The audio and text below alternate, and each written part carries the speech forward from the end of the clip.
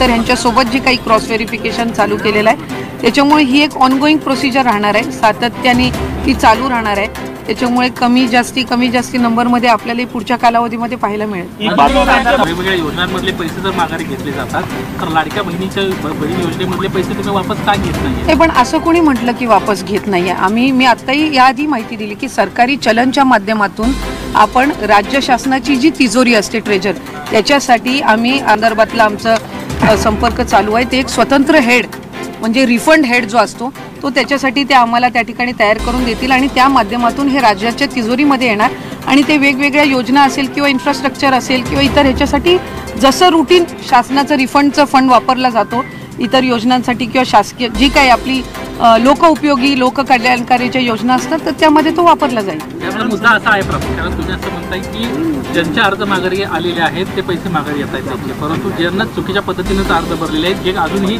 बोलायला तयार नाही. मी याआधी त्या संदर्भातली माहिती दिली की आमची जी क्रॉस व्हेरिफिकेशनची प्रोसिजर आहे परिवहन विभागासोबत चालू आहे. जे उत्पन्नाच्या पलीकडे जाऊन ज्यांनी त्या ठिकाणी लाभ घेतलेला आहे ते सुद्धा आम्ही क्रॉस व्हेरिफिकेशन करत आहोत. या व्यतिरिक्त जे राज्याच्या बाहेर आता लग्न होऊन गेलेल्या वगैरे किंवा राहायला गेल्या असतील किंवा सरकारी नोकरीमध्ये ह्या कालावधीमध्ये 4-5 महिन्याचे लागलेले आहेत हे एका बाजूला आम्ही विभागाच्या पद्धतीनं आम्ही क्रॉस व्हेरिफिकेशन करत आहोत. पण हे जे आपण 4-4.5 हजार म्हणतोय हे स्वतःहून पुढे आलेले आहेत. या व्यतिरिक्त क्रॉस व्हेरिफिकेशनमध्ये येणार आहेत ते वेगळेच आहेत. पण आपल्या माध्यमातून मी लाडक्या बहिणींना सुद्धा आवाहन करीन की अशा पद्धतीचं जर त्यांना त्यांच्या पात्र लाभाच्या पलीकडे जर ती रक्कम आलेली असेल तर जसं या 4-4.5 हजार बहिणींनी पुढाकार घेतलेला आहे तशाच पद्धतीने इतर लाडक्या बहिणींनी सुद्धा घ्यावा. त्याच्यामुळे ह्या दोन स्वतंत्र प्रोसिजर आहेत. एक आहे की ज्या 4-4.5 बहिणींनी स्वतःहून त्यांना जाणवल्यानंतर त्यांनी परत करण्याची प्रोसिजर ॲप्लिकेशन केलेलं आहे आणि विभागाच्या माध्यमातून जे स्वतंत्र चालू आहे ते आहेच. म्हणून मी आपल्याला सुरुवातीला माहिती देत असताना म्हटलं की हा आकडा दोन्ही जर आपण कंबाईन केले पुढे मागे होण्याची कमी जास्त होण्याची शक्यता आहे. त्यांच्याकडनं पैसे तुम्ही मागे ते पैसे परत वापस घेण्यासंदर्भात लाभ पैसे परत घेतले जाणार का ज्यांनी चुकीच्या पद्धतीने मी आपल्याला त्या संदर्भामध्ये सुद्धा माहिती दिली की आम्ही क्रॉस व्हेरिफिकेशन मध्ये अशा पद्धतीनं आढळल्यास त्यांना त्या संदर्भातली माहिती देऊन आत्ता जसं 4-4.5 हजार बहिणी पुढे आलेल्या आहेत आणि त्या स्वतःहून शासनाला ते रिटर्न करत आहेत तशाच पद्धतीनं ज्यांनी चुकीच्या पद्धतीनं घेतलेल्या आहेत त्यांना त्या संदर्भामध्ये एकदा तो डेटा आम्हाला जसा मिळत जाईल त्यांना त्या संदर्भातली माहिती दिली जाईल आणि राज्य शासनाच्या तिजोरीमध्ये तो त्या पद्धतीनं जमा केला. 2.5 कोटी लाभार्थ्यांची महिलांची तुम्ही काही पावलं उचलणार आहात का?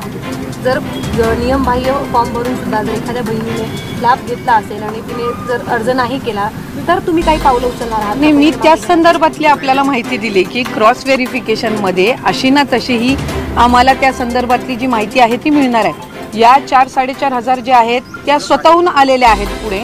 तशाच पद्धतीनं आम्ही विभाग म्हणून जे क्रॉस व्हेरिफिकेशन करतोय त्याच्यामध्ये तो डेटा तसाही येणारच आहे. त्यामुळे या स्वतःहून पुढे आलेल्या आहेत त्यांचं आम्ही स्वागतच करतो. अशाच पद्धतीनं इतर असतील तर त्यांनी स्वतःहून पुढे यावं आणि अदरवाईज क्रॉस व्हेरिफिकेशनमध्ये हळूहळू आमच्याकडे तो डेटा तसाही येत आहे. तुम्ही म्हणतात की क्रॉस व्हेरिफिकेशन करून डेटा तुम्ही कलेक्ट करणार आहात. 2.5 कोटी महिला लाभार्थी महिलांची संख्या आहे. साधारणपणे तुमच्या डिपार्टमेंटकडे काही आकडेवारी आहे का? जर क्रॉस व्हेरिफिकेशन झालं तर इतकी आकडेवारी ती खालावेल म्हणून? आम्ही सुरुवातीपासूनच या संदर्भातली भूमिका स्पष्ट केलेली आहे की क्रॉस व्हेरिफिकेशन किंवा स्क्रुटिनी आम्ही 2.5 कोटी लाभार्थ्यांचं पूर्णपणाने करणार नाही. पिवळा आणि केशरी कार्डधारक जे आहेत त्यांचं उत्पन्न 1 लाखापेक्षा कमीच आहे म्हणून ते पिवळे आणि केशरी कार्डधारक आहेत. त्याच्यामुळे ती जी संख्या आहे ही साधारणपणे 1.5 कोटीपेक्षा सुमारे त्याच्यापेक्षा अधिक जात असते. त्याच्यामुळे तिथं स्क्रुटिनी किंवा क्रॉस व्हेरिफिकेशन करण्याचा काही विषय येत नाही कारण त्यांचे उत्पन्न हे त्यांना जे कार्ड मिळालेलं आहे जे पूर्वीपासून अन्न व नागरी पुरवठ्याच्या माध्यमातून किंवा इतर योजनांचा ते लाभ घेत आहेत त्याच्यामध्ये ते क्लिअर आहे. दुसरी महत्त्वाची बाब नमो शेतकरी योजना आहे ज्याच्यामध्ये 1000 रुपयाचा लाभ काही महिलांना मिळत असतो. त्याच्यामध्ये सुरुवातीपासूनच आम्ही शासन निर्णयामध्ये एक निर्गमित केलेला आहे की ज्या इतर योजनांचा लाभ घेतात पण तो 1500पेक्षा कमी आहे त्याची जी वरची कॅपिंग आहे ती लाडकी बहीणच्या माध्यमातून दिली जाईल. म्हणजे उदाहरणार्थ नमो शेतकरीचा 1000 रुपयाचा लाभ हा लाडक्या बहिणींना मिळतोय. आता 1500 तो करण्याच्या दृष्टिकोनातून वरची जी 500चा लाभ आहे हा लाडक्या बहिणीच्या माध्यमातून दिला जाणार आणि ह्यामध्ये आम्ही कुठलाही शासन निर्णयामध्ये बदल करत नाही. आपण जो GR सुरुवातीला बघितला किंवा शासन निर्णय जो आम्ही निर्गमित केलेला आहे त्यानुसारच त्या ठिकाणी ही सर्व प्रक्रिया सुरू आहे.